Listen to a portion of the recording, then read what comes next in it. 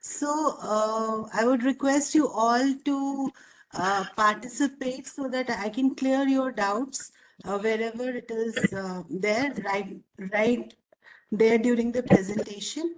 And then later on also, if you have anything to ask, you can be free to ask me. So before I begin with the cases discussion, a brief overview of how to approach hemoglobinopathies. And in our previous sessions, Dr. Reena and Dr. Sunita all have discussed about the hemolytic anemias and thalassemias and hemoglobinopathies as part of hemolytic anemias. So when I begin with the case-based approach today, I would like to briefly tell you once again that hemoglobin disorders can be structural or quantitative. So structural means that there is an alteration in the amino acid sequence like we see in a sickle cell disease, or it can be quantitative. That means there is absent or reduced synthesis. So that happens in thalassemias, and both kind of disorders can result in or do result in hemoglobinopathies. And there's another disorder which is hereditary persistence of fetal hemoglobin.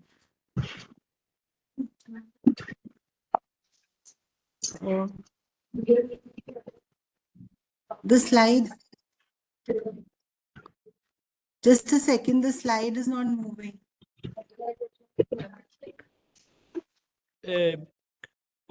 You could have clicked in the center of the screen. Can you share the screen again? Meenu, you're muted. You're muted now. Dr. Mrinalini, unmute.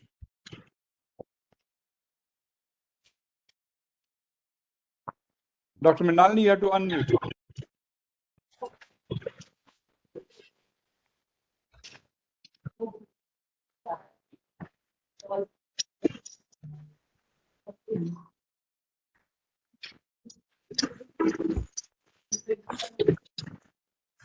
ये करो ना.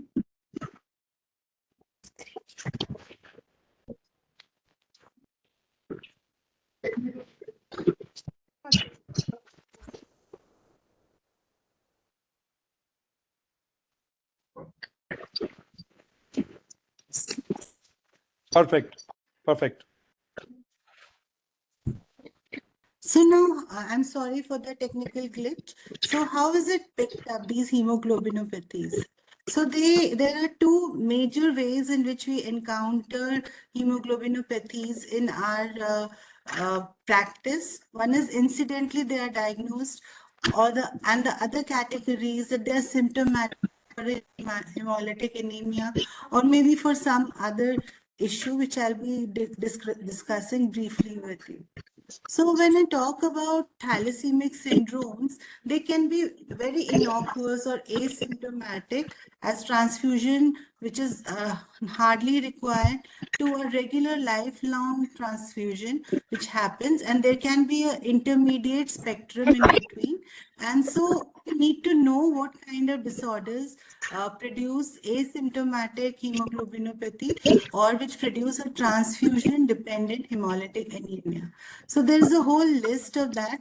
And why I tell you here in the clinical case-based approaches that no diagnosis of hemoglobinopathy is complete without knowing about the clinical presentation of the patient. So you always have to keep in mind before you interpret a HPLC report that what is the clinical presentation of the patient?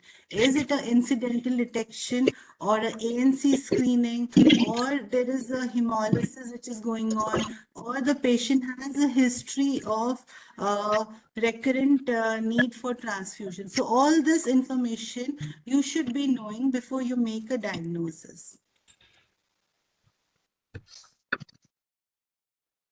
So there are other consequences apart from this can be unstable beta chains, which also leads to anemia, then thalassemic hemoglobinopathies. Then there is a reduced solubility, so it causes vaso-occlusive crisis, ulcers, and so many other things which happens in hemoglobin S and also in hemoglobin C, and obstruction and polymerization. and crystal formation like in hemoglobin C. Then there is also another group of disorders in which there is an increased tendency for oxidation that leads to cyanosis, and that is called as hemoglobin M. And then there you can have a patient of a hemolytic anemia and you will not be able to diagnose it. And it is also not very easily picked up on a HPLC. But if you see a retic preparation, you will see that there are Heinz bodies which are formed, and it could be a case of an unstable hemoglobin. So there can be so many types of presentations of a hemoglobinopathy. So the correct diagnosis is utmost important.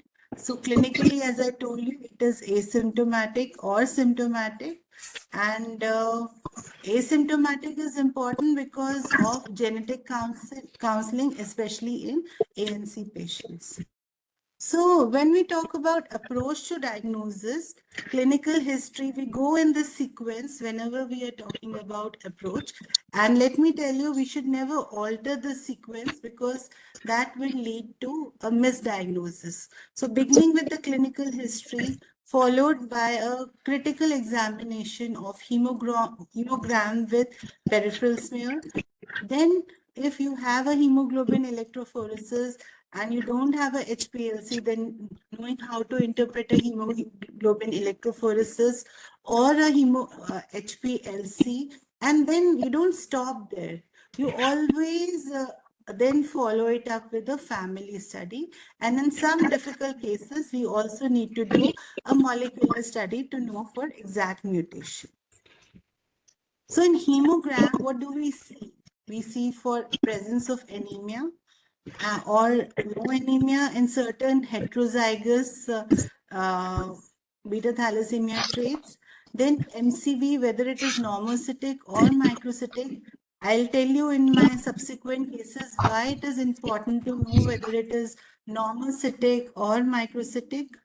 And also TLC, there is an abnormality, although it won't affect the interpretation of HPLC. So in thalassemia major, you have very low hemoglobins and the transfusion requirement is very high and regular transfusion. MC also same as the thal intermediate, but requirement of transfusion is much reduced compared to a thalassemia major. And in trait, you don't need any transfusion, but you will find a MCV which is low, and hemoglobin strangely may be normal in some cases. So whenever you're looking at the CBC, just don't stop at hemoglobin. You also look at the MCV to see for a reduction in MCV because certain traits, the hemoglobin is normal. So we may miss underlying hemoglobinopathy if we just look at the hemoglobin and not the MCV. So when you get a microcytic hyperchromic cells, iron deficiency is always on the top of the suspicion because it is the most prevalent nutritional anemia. But thalassemia trait and anemia of chronic disorders are the other DDs. And how do we sort it out on just the CBC? I will discuss it through the case. So this is a smear of a case in which you can see that there are small cells. There are very small cells you can see. So there is microcytosis, there is polychromatophilia, and there is presence of these NRBCs. So this suggests that it is a hemolytic anemia. And when you see a hemolytic anemia, microcytic, in a microcytic background, so most likely you are dealing with a thalassemia. This is a slide of a thalassemia major or an intermediate patient. Then this is another peripheral smear in which you can see that cells are mainly normocytic, but these are boat-shaped cells and these are the sickle cells. So identifying these cells is very important because that will help you pick up a sickle cell on just a peripheral smear examination even before you have examined the HPLC. So attention has to be paid to the presence of microcytes, especially in sickle cell, because if you have a compound heterozygous state of sickle with beta, you will get a microcytic cell along with the presence of sickle cell. So these little observations in your just routine CBC and hemogram will help you make a clearer diagnosis when you interpret a HPLC. So this is the retic preparation, and in current days we rely very heavily on automated retics and everything automated, and do not take care of the manual methods, and there is a value of manual retic in case of hemoglobinopathies because there are two findings which are picked up in the retic count, which is the golf ball inclusions and the Heinz bodies. So Heinz bodies you get characteristically in G6PD deficiencies and unstable hemoglobins, and this is a very characteristic appearance of a golf ball inclusion, which you see in alpha thalassemia. So with this background of knowing about, yes? With this background of clinical history and hemogram, we should go ahead and interpret hemoglobin electrophoresis and HPLC.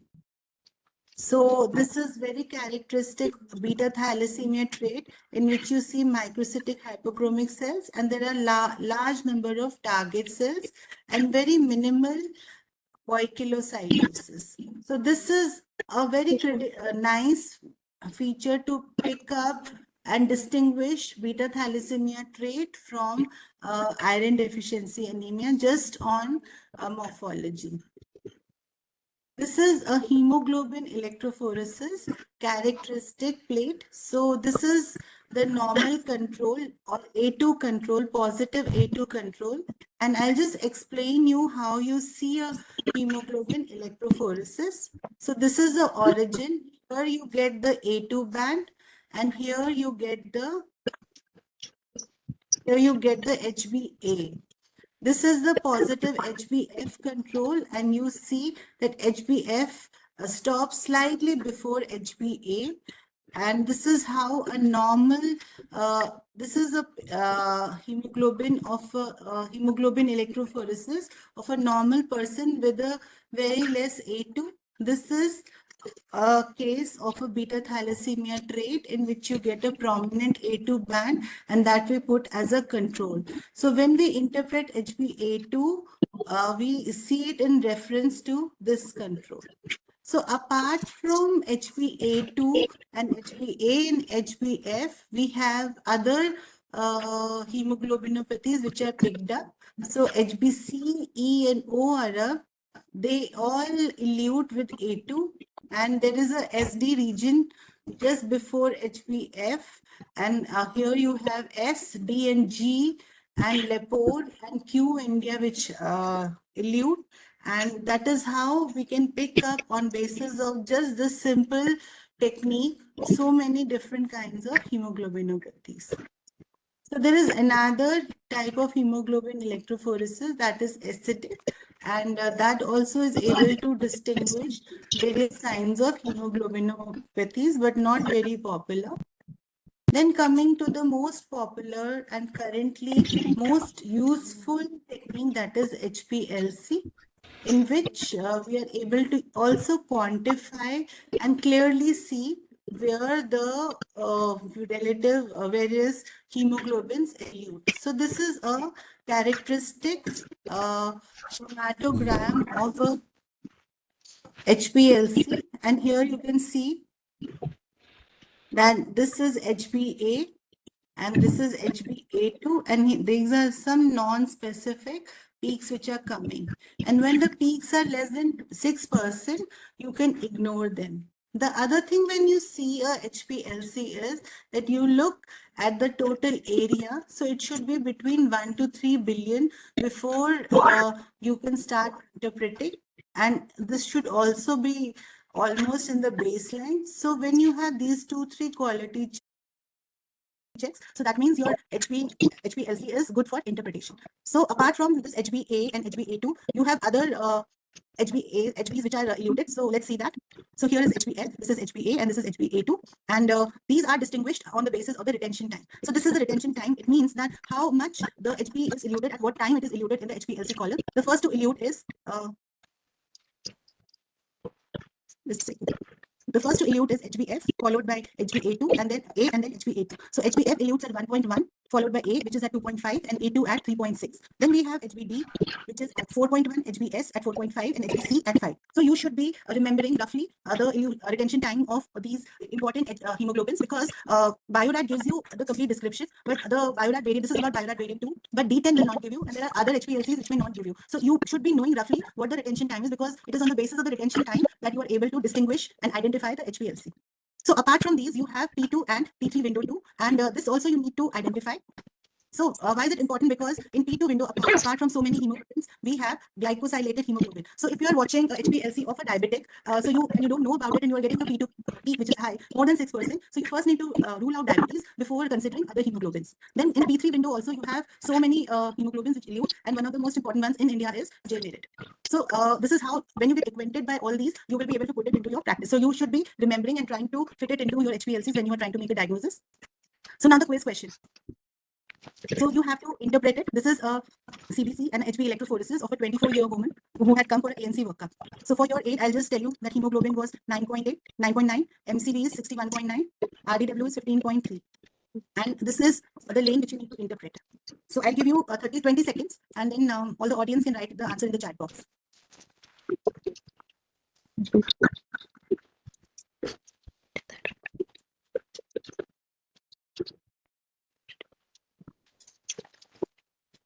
So shall I, Dr. Pranthar, can you tell me? I cannot see what the students have written. Beta caltrate is the most common answer. Okay, so that makes my job so easier. That means you all have now understood how to be HB electrophoresis, and this is a very, very good observation, and you should be skilled enough to understand that this is a prominent band. So this was the HPLC of this case, and you can see that HbA2 is 5.8, and value more than 4% is diagnostic of beta thalassemia trait. So coming to the case which I had given you, so I would ask Major Dr. Vineet to discuss it. So Dr. Vineet, this is the CBC which I had given, a 25-year-old male. So can you tell me the salient points and what is your interpretation on the CBC? Obviously, for gender and age, hemoglobin is decreased. Hematocrit seems fine. RBC count is increased, and MCV is reduced. So it's a microcytic picture, and also MCH is reduced. MC, HC, and RDW seem to be fine. So there is minimal poikilocytosis. Okay. So does it help you with anything? Yes, ma'am. So from the Coulter report, from the parameters that are present in front of me, I can derive a Mencher's index, and that is less than 30 because of the low MCV and the increased RBC count. So it points towards possibility of a beta thal trait. Okay. So this is the HB electrophoresis, and you were supposed to interpret lane 1442. So what is your interpretation? So in 1442, obviously HbA is present in significant quantities. Also in the HbA2 area, there is a slight increase. So from this, my interpretation would still point towards a beta thal trait. Okay, very well. So what is it? You have interpreted the HB electrophoresis. So yes, then I had also given you HPLC of patient and the sibling. So this is the HPLC of the patient. So what is your interpretation? So ma'am, in this, the HbF percentage is within normal limits, but A2 is more than 4%. So again, HPLC points towards beta thal trait, and HbA is, although the percentage is not given from the chromogram, we can see that HbA is obviously close to 90%. It's present. Okay, yes. And there are no abnormal peaks. There are no abnormal peaks, ma'am. Okay. So this is confirmed beta thalassemia trait? Yes. Okay, so what about the sibling? So I would ask Dr. Akanksha to interpret the HPLC of the sibling. Thank you, Major Vineet. You were correct in your interpretations. Dr. Akanksha, could you interpret the HPLC of the sibling of this patient? Yes, ma'am. The HbF of the patient sibling is raised 93.7%, and HbA2 is 4.4. So according to that, it will go into the beta thal picture. Okay. So so what is further you would want to do in this case? Ma'am, in sibling, we'll go for the transfusion, and we can do a initial therapy also. Diagnosis, are you okay with the diagnosis? You 100%, are you sure? Or you would want to do something more for this patient to confirm diagnosis? Or is it just okay?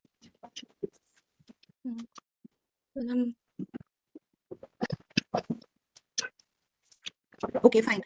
So coming again to what was being discussed, everything is fine till now. like you have diagnosed it correctly, that how you pick up the salient points. There is increased RBC relative to the decrease in MCV. That's a very important pointer for a hemoglobinopathy. And then Dr. Vineet had identified that there was minimal poikilocytosis, which also goes in favor of a hemoglobinopathy. So correctly, he picked up a prominent band in HbA2. And in HPLC also, there were, when you look at the HPLC, just don't look at the A2 concentration and the F concentration. You also need to look at the graph and see whether there are any abnormal peaks here. So there were no abnormal peaks, and the HbA2 concentration was raised. So that means that this is a heterozygous beta thalassemia. So then HPLC of the sibling, and if you look at the HPLC of the sibling, there is 93.7% HbF, and there is hardly any HbA, and there is this pre-integration peak present here. And this is a peak of bilirubin, which is present, which also suggests that patient has some hemolysis or indirect bilirubinemia. So one of the people, I think Dr. Sanjeev, said that it could be a hereditary persistence of fetal hemoglobin along with trait. Well, it could be, but that is where the value of history comes into place. And here we are also seeing the bilirubin. So if you look at the isolated graph, there are two diagnoses in this case. One is a homozygous beta thalassemia, and the other is hereditary persistence with beta thalassemia trait. And to support homozygous beta thalassemia, we have this bilirubin peak. So that is why I asked you that what is the further management? And the further management is to look at the HPLCs and the CBCs of the parents. So that will complete the diagnosis. So here the parents CBC showed microcytosis with a high RBC. Both mother as well as father RBC is 7 and MCV is 64.1. And just look at the hemoglobin, that is 13.8. So anemia is not the only 100% seen in all hemoglobinopathies. You also have to look at the other indices. So then the HPLC of both parents was done, and both had beta thalassemia trait. So that is how we can say that this is a case of a homozygous beta thalassemia. So when you look at any HPLC, you should always also know about the clinical history of the patient. And when you have a abnormality, always do a family study. And before doing all this, also always rule out that the patient has received any blood transfusion or not, because that is going to alter your HPLC. So coming to the case 2. So this is a 7-year female referred for investigation of anemia, nutritional and very nutritional, and had received 1 unit of blood transfusion at 5 years. She has marked pallor. So Shreya, could you discuss the CBC for me? Ma'am, the hemoglobin is reduced and hematocrit is raised. Normal RBC, MCV is reduced, and MCH is also reduced. And in the blood, we can see an isopoikilocytosis with many target cells, and NRBCs can also be seen. So what does it suggest? What is the CBC? Ma'am, by looking at the blood picture and the CBC, it could be a hemoglobinopathy rather than a nutritional deficiency. Yes, and also the patient has received 1 unit of blood transfusion. Yes. Okay, very well. So coming to the HB electrophoresis, you had to interpret 1183 lane. So what did you see in this lane? Ma'am, in this the HbA2 and HbA2 is raised. So, Okay, and this is? ma'am, HbF, Okay, very well.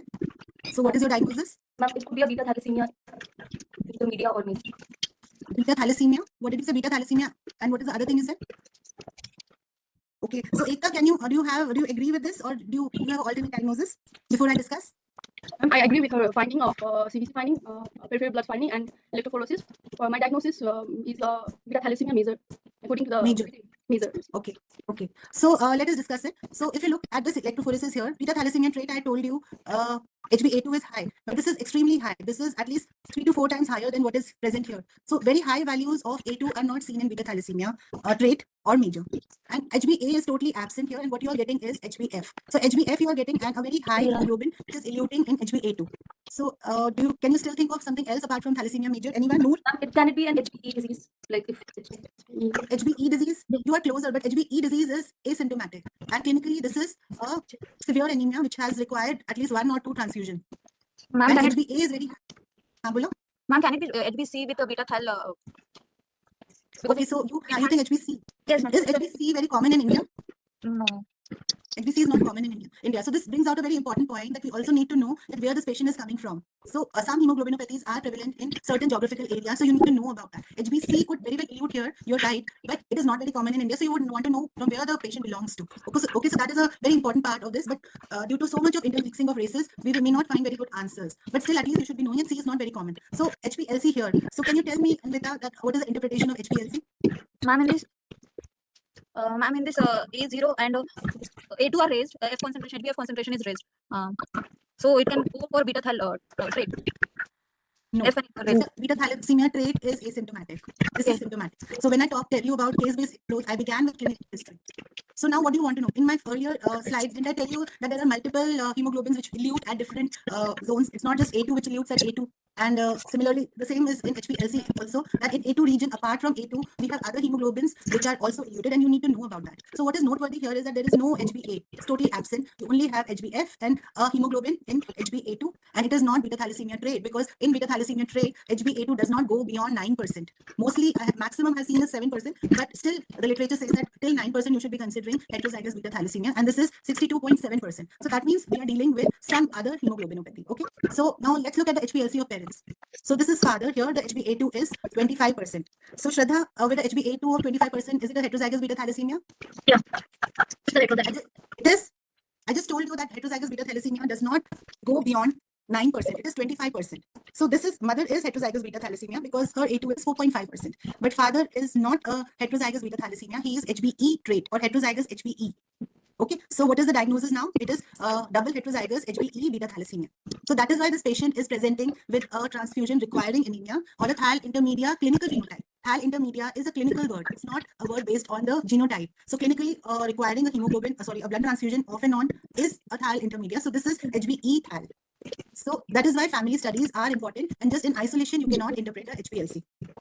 So the diagnosis is double heterozygous E beta thalassemia. Then coming to case 3. So, Weber, will you discuss it? Yes, Which ma'am. is the case of a 35-year female with weakness. Yes, ma'am. HB is mildly reduced. RBC is normal. MCV is reduced. MCH is reduced. And retic count is normal, ma'am. Okay, so anything you can pick up from here? Can you suspect a hemoglobinopathy in this? Yes, ma'am. Likely thalassemia. Why? What is the clue in which you can say that there is a hemoglobinopathy? MCV and RBC ratio Yes. is less than 13. Very well, very good. So this is the first thing which helps you suspect that you are probably having an underlying hemoglobinopathy, especially when the clinical history is almost asymptomatic. There is nothing very major about it. Okay, so you have to look at the CBC critically to ask for the HPLs. So then I have given you this HB electrophoresis, and you have to interpret this. So what is the interpretation, Weber? E, I think, is HBE. So HBE heterozygous or homozygous? Homozygous, ma'am. Why do you say homozygous? And anyone else, Noor?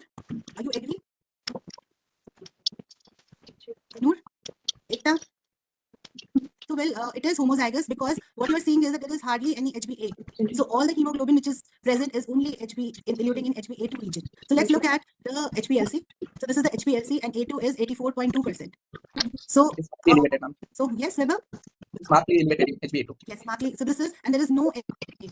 So this is homozygous HbE disease, and it is asymptomatic, and the patient has microcytic hypochromic red cells.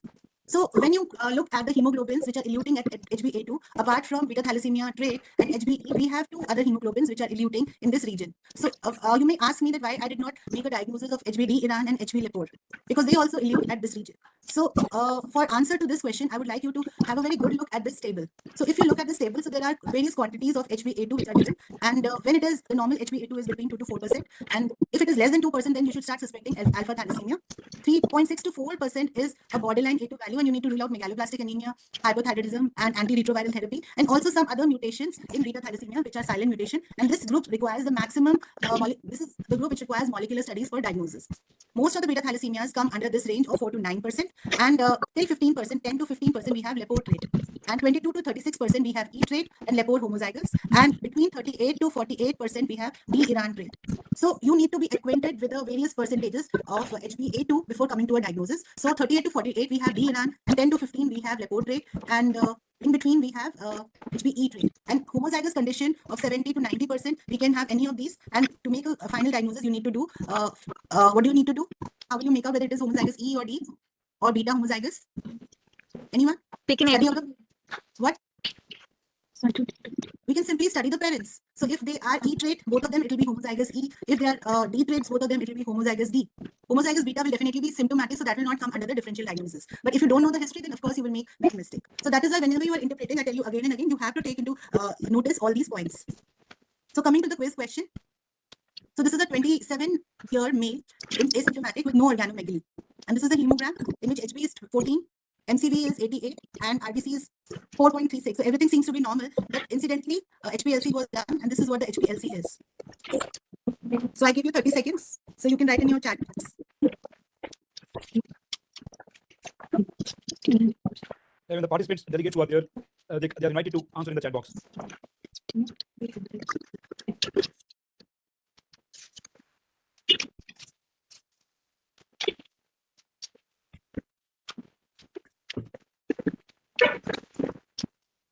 So I think, Dr. Aparna, can you tell me what is the most common Majority answer is HBD Iran. Then some have HBD Iran. Then HBE, HBD trait. These are the answers. HBD. Okay. So, as I told you just a few slides before, knowing the percentage of HbA2 is very important and critical for diagnosis. So here the A2 value is 40.1% and it comes under the range of HBD Iran.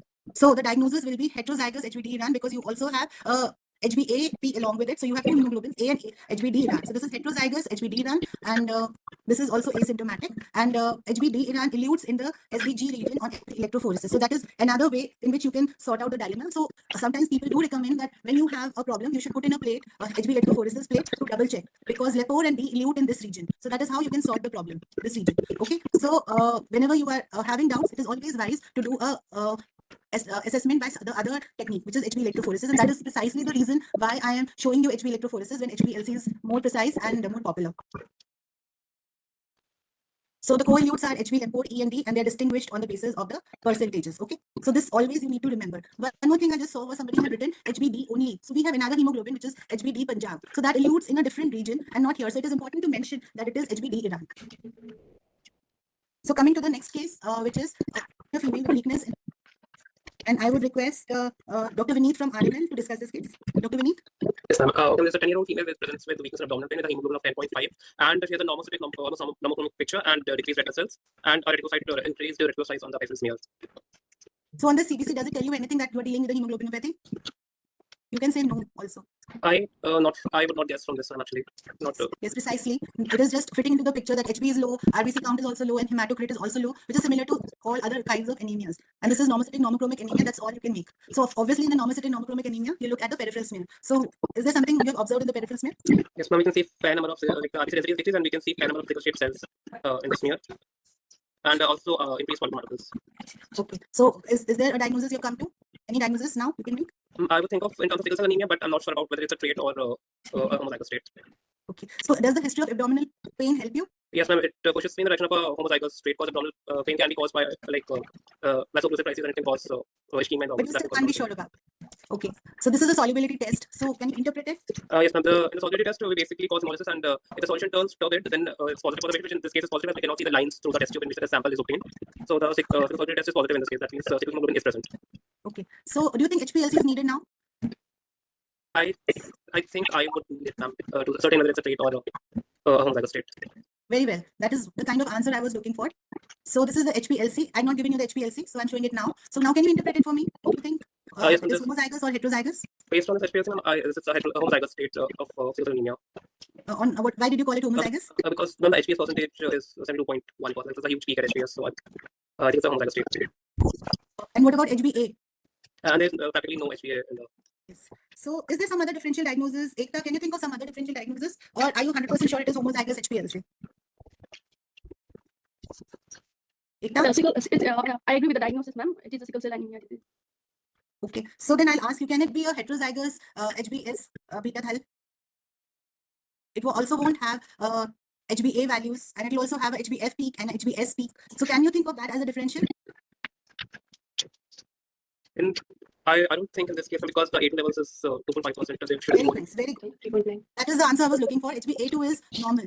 In this case, it is not, and heterozygous will have a HbA2 which is on the higher side, more than 4%. So it is quite low, so we will not be thinking about that. But still, certain mutations do give a normal HbA2. So it is always wise to do a family screening. Okay, so that is why I said that all these go hand in hand in a stepwise manner. Although HPLC is very accurate, but still it needs to be supported by other things. So this is the CBC of the mother, which is showing anemia and a normocytic normochromic anemia, and this is the HPLC. So if you just look at the percentages, you cannot make a diagnosis. So looking at the graph, there is a peak at 4.36% retention time in the S window, and it is 37.9%. So now what is the diagnosis, Shraddha? Diagnosis of the mother. And again, repeat, there is an abnormal peak here. Heterozygous. Heterozygous what? Yes, heterozygous. HbS. Yes, HbS, heterozygous HbS. So Yes. mother is heterozygous HbS, and on HB electrophoresis, it is coming in the SDG region, so that confirms it. It's another supportive thing. So it is heterozygous HbS, and the father also is having the same picture. So both the parents are heterozygous HbS, and that confirms our diagnosis of homozygous sickle. So coming to the next question, quiz question. So you quickly, I'll just give you 10 seconds for this. You just have to interpret the test. Only 10 seconds, because otherwise we will not be able to discuss much.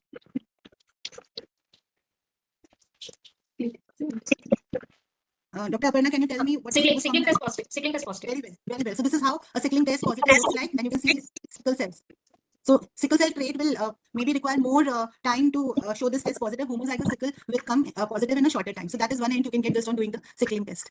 So coming to the case number 5, and this is the last case which I had given to you for interpretation. So this is a 25-year ANC patient with recurrent abortions. And Noor, can you discuss it with me?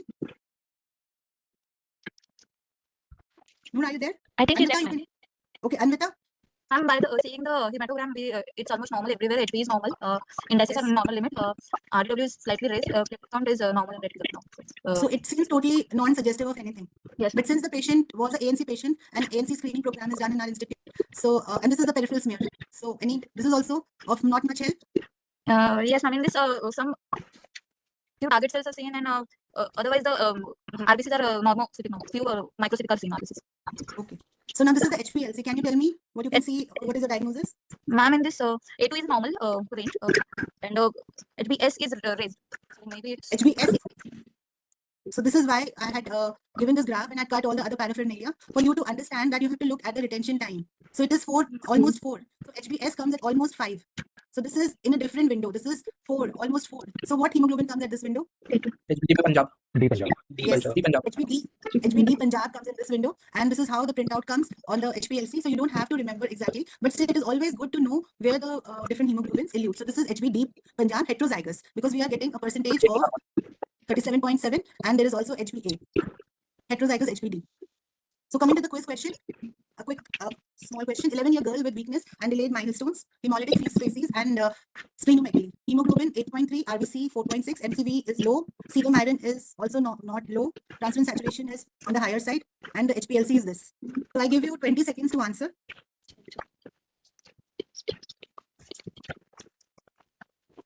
Sir, how much time do I have? Can I take 2 more cases?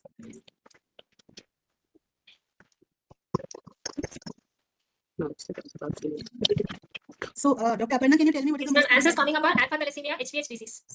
Very good, very well. So, the clue lies here, first of all, in the history, that it is the history of a hemolytic anemia, and that also a hereditary hemolytic or congenital hemolytic anemia, and it is microcytic hypochromic in nature, and HbA2 is very low, less than 2%. I told you when it is less than 2%, you should suspect alpha thalassemia.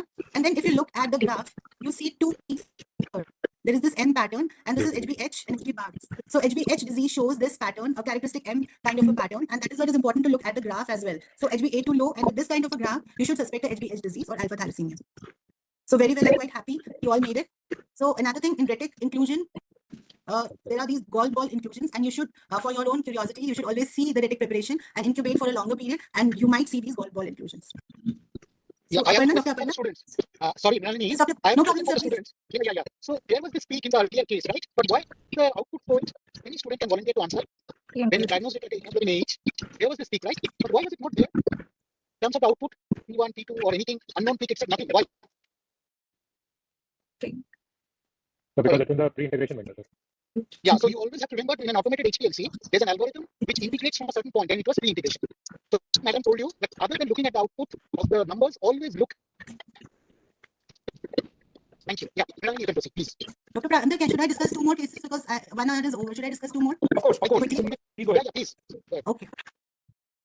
So coming to the next case, I'll quickly take up these 2 cases. This is a case of a 30-year-old primary gravida attending a AS clinic and anemia referred for investigation. So the point here again is that this patient seems to be relatively asymptomatic. And this is the hemogram of this patient, and HB is low, and there is microcytic hypochromic anemia, but RBC count is not very high. Unlike we see in characteristic hemoglobinopathies like beta thalassemia trait. Nonetheless, there was this abnormal HPLC which was there, and there was this peak of 18.2% unknown peak at a retention time of 4.72. So now how do we deal with this? So HPLC is not giving us any hints that whether it is a D window or a S window or a C window. It is just telling us it is an unknown peak. So should we ignore it or should we start understanding it? second to that unknown window more than 10% is considered as significant. Yes, exactly. So more than 6% to say we should not ignore those at all. So retention time of 4.7. So you need to refer to your books that what are the hemoglobins which are eluted at retention time of this and what are their percentages. So in India, we have Q India, which is elutes the retention time of 4.6. So that is how this is Q India, and the percentage also fits into alpha chain hemoglobinopathy. So it is 18.2%. So looking at this, we can make a confident diagnosis of HBQ India heterozygous. The other way of also confirming it is by doing an electrophoresis. And I told you another technique when you are in a problem will help you sort it out. So HBQ India elutes in the SDG region. So it eluted here. So that confirms that what hemoglobinopathy unknown peak we are dealing with is HBQ India. So that is how we approach one by one different cases. So coming to this few takeaway points from so far what I've told you, that history of blood transfusion always needs to be taken because it will give you a peak in the HbA region and which will confuse you in interpretation, and the quality of sample needs to be assessed. And I told you that you need to look at the area under the curve 1 to 3 billion, then a straight line, almost a baseline straight line when you're assessing the HbA1c, and noting down the values of A2, A and F, and then also looking at the presence of any abnormal peaks. And you do not have to stop here, and you always have to do a family screening. Okay. So coming to the last case and the final case of this presentation. So this is a 35-year male, and this had come in our ANC screening program, and the wife had been picked up as heterozygous beta thalassemia. So we had to do a screening of the husband, and this is the hemoglobin 12, MCV is normocytic normochromic, and it all looks perfectly normal. So the smear also doesn't show much except a little bit of hypochromia. And this is the HPLC graph, and in which you can see that there's a peak to peak, and it is 11%. And just now someone of you told me that less than 10% or 6% you should not take it lightly. So now what is your diagnosis? Especially now. Yes, very well. So good, because my residents were discussing and they were very excited about P2 peak, and maybe they were thinking about all these diagnoses, but they are not common in India, so we should not consider them first. So just in fact my technician said that, ma'am, I think we should rule out diabetes in this case. We said call the patient, and we called the patient, we did his blood sugar, it was 200 plus, and he didn't know about it, and that is how then we picked up that this was a glycosylated hemoglobin. So when you're looking at HPLC, it gives you a lot of information, and you should all look at so many factors before labeling a patient into a particular hemoglobinopathy. So that brings me to the end of this talk. Thank you so much. So now, Dr. Pranta. Yeah, thank you, for discussing it extensively. And I think the students should be very, very clearly listening to what was being said, because I'll come to the disease which is prevalent in my part of the country where I used to live, that is hemoglobin E, right? So that is one thing which you'll get now all over India, because Bengalis are there all over, and even Assamese, Tripura people, they are there. And I have a googly for the students before I hand it over. If your A2 was showing something like 107%, what would you think? Do you think the HPLC is okay, or there is a machine error? Have you ever seen an HPLC with 107%? Anyone? Any student? Yes? Yes or no? You have to answer something. Come on. Have you seen A2 107%? No, sir. No, sir. No. Okay. If you see it, what will be your interpretation? Yes, because madam showed you the table, right? And see, these are area under the curve. So can it be more than 100? And this is, I'm talking of an HPLC on a variant 2. So can it be more than 100%? Any idea? So let me tell you that, if you are using this kind of automated HPLCs which use calibrators, they have a calibration for A2 and F. So calibration wise, it can be more than 100. And that is seen in hemoglobin E disease, because they are not giving you the area under the curve of the entire percentage, which should add to 100. So when you look at the HPLC, if you add them up, most of the time they can be more than 100, but don't get alarmed by it. It is a normal phenomenon because these curves are calibrated. Okay. So that is the technology, the chemistry behind this type of automation. Automation sometimes leads to this kind of solutions. Okay. Thank you, Mrinalini. Once again, I think most of them will never see a hemoglobin electrophoresis. The way those technicians are vanishing, no one is now interested in doing it. But some people are doing capillary electrophoresis. But agar gel electrophoresis is an endangered species. So now over to the organizers, please. Madam, there are a few questions coming up. Shall I Yes. forward? For how long we should incubate in HPH for Wolf bot? 30 minutes to 1 hour. We do 1 hour. Then So hold on, Pranta, you're muted. Pranta, there's a question by Ifat. She says she could not get it. Beyond 100%, how is it? Can you just explain it slowly? Yeah, I'll explain it once again. See, normally when you do a chromatography, that is what the chemists do in an open system. It gives you area under the curve, and all the peaks should add up to 100%, right? So those who are in pharmacology, those who look at drug levels using HPLC and others, they will never get a value more than 100%. But when you are doing hemoglobin HPLC, especially using an automated closed system like variant 2, it is not area under the curve, and those will not add up to 100% because it is giving you a relative value with response to the calibrator. So there are two things which appear here. One is that any value, like even F can be more than 100%, A2 can be more than 100%. Okay, remember this. And another thing is, sometimes the retention time is not sufficient, because by chromatographic principles, if some peak which is not very high is high, the retention time is advanced. So when you have an automated system, it tries to calculate, but sometimes if the hemoglobin F is very high, you will see that the system does not recognize the hemoglobin F peak as hemoglobin F, and it can give you an unknown peak, right? So was I clear about why it could be more than 100? Because it is comparing with the A2. A2 has been giving a value. So when you run all these samples, I don't know whether you have run it personally, you'll see you have to run a priming and you have to run a calibrator before you start testing the samples. okay, sir. There's another question coming up. Sometimes HPLC sickle cell trait case shows HPA more than 50%, HPS around 40%, but raised HPA to more than 4%. How to report such case, whether sickle cell or heterozygous? Whether sickle cell or heterozygous? So I did not get the percentages. What percentages are you talking about? I think values HPA 50%, HPS 40%, but HPA2 is more than 4%. So how to report it? Okay, so sometimes glycosylated HbS elutes in HbA2. So it also gives a slightly increased value of A2. So that is why always it is a tricky thing. And in this case particularly, we will report it as heterozygous HbS. Then how to differentiate between HPHF trait and delta beta thal trait on HPS? So again, it comes to the same thing, case-based approach. So delta beta is a symptomatic thalassemia. HbF is a asymptomatic thalassemia.